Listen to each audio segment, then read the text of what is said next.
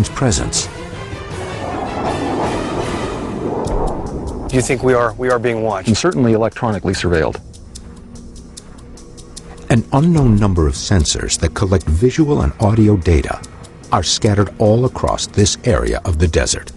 How would they be monitoring us? School of techniques called electronic support measures, which basically are sucking up just electromagnetic emanations. And we have wireless microphones on right now. We have cell phones, we have walkie-talkies. We've been blasting out all sorts of stuff, so it's very easy for them to pick up. The F-15s make a couple of passes, but soon disappear from sight. No further activity takes place. With the base most likely aware of their presence, Mark and Pat realize they're not going to see any further flights. It's their job to keep that place secret, so of course they're going to do what they got to do. No one knows this better than Bob Lazar, who after years of ridicule drops out of the public eye. But the man who originally broke the story, George Knapp, is still pursuing the facts. Knapp currently works for KLAS-TV, the CBS affiliate in Las Vegas, Nevada. George Knapp broke the Bob Lazar story.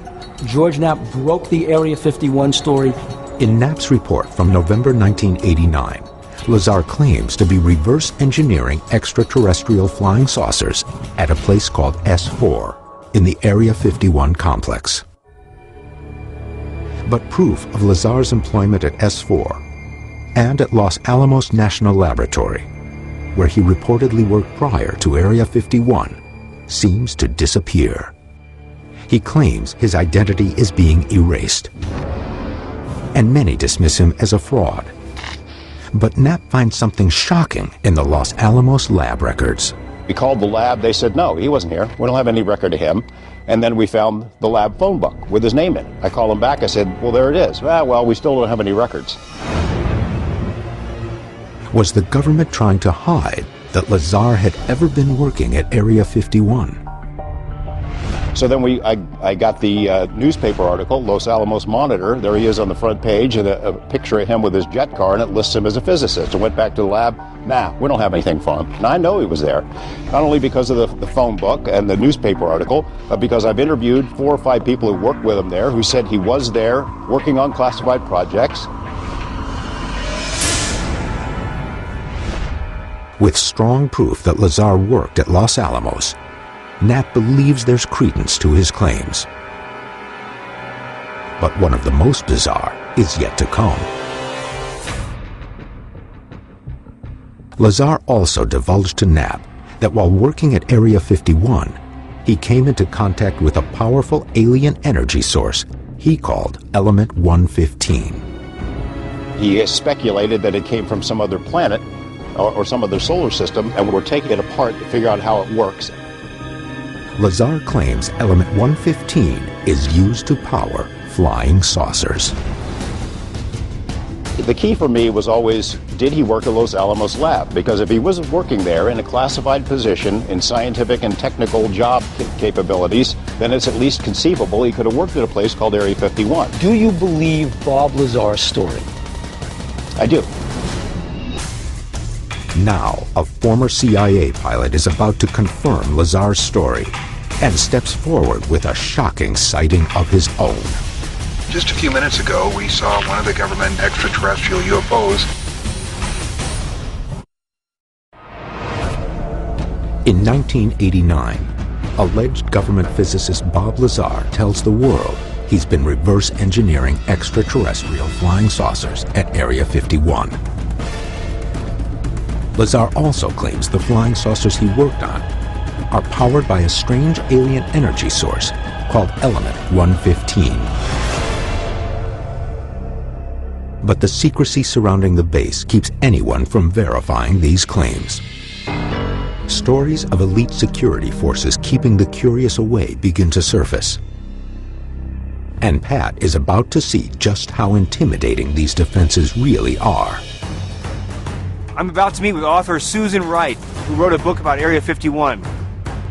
Now, she had a very scary experience just outside the perimeter of Area 51. Pat and Susan are driving 125 miles north from Las Vegas. They're now at the intersection of Highway 375 and a dirt road that leads directly into the base at Groom Lake. So what road are we on? This is the Groom Lake Road, and this actually goes to the front entrance of Area 51.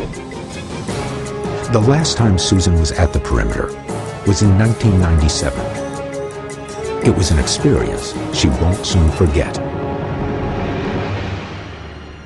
The military really controls this area, and they try to be very intimidating to scare people away. So what did you experience? Well, when we went down this road, we went all the way to the border of Area 51, and we saw the camo dudes. Camo dudes is the nickname given to Area 51 roving security guards who wear camouflaged uniforms. They were blocking the road so we couldn't get in any further. And we pulled back to the next series of buttes. We got out of the car, and a helicopter just rose out of nowhere. It was like no sound, no warning. Just suddenly the helicopter was, boom, right there in front of us. Like how close? Like 40 feet away. We actually had to jump into the car to protect ourselves. It's very frightening, it's very intimidating, and obviously that's what they meant to do. They wanted to scare us away from the area. Why would a military base be engaging in scare tactics towards curious civilians? The answer could lie in what they're testing. As Susan and Pat continue driving toward Area 51, Bill is uncovering new information about the purported function of Element 115 from a man who Bob Lazar confided in. His name is John Lear. John's father invented the Learjet. John himself is an accomplished pilot. He worked for the CIA, had a very high security clearance. Lear retired with more than 19,000 hours of flight time. He holds the most FAA airman certificates ever earned by a single pilot. But his entire life changed when he developed a close personal friendship with Bob Lazar back in the late 1980s. According to Lear, Lazar used to take him on late-night excursions to the outskirts of Area 51 to watch flying saucer tests. You saw a flying saucer at Area 51. No doubt about it. I saw a flying saucer. It was radiating yellow and gold. Bob Lazar told me when it was going to be there, and it was there. In never-before-seen home video from March 22, 1989, John Lear is shown here on the perimeter of Area 51, also referred to as Groom Lake. The voice of the man holding the camera is Bob Lazar. We're standing just about 8 miles due east of Groom Lake, Nevada, the super government secret test site. And just a few minutes ago, we saw one of the government extraterrestrial UFOs fly over there. We all watched it for about 7 or 8 minutes. The mission was organized tonight by Bob Lazar, who is a theoretical physicist who works at Groom Lake. And is also a dead man at this point. Lear also claims Lazar gave him detailed accounts of the work he was doing. He was trying to back engineer the exact actual engine that propelled this craft hundreds of thousands of light years away. Lear references a model of a reactor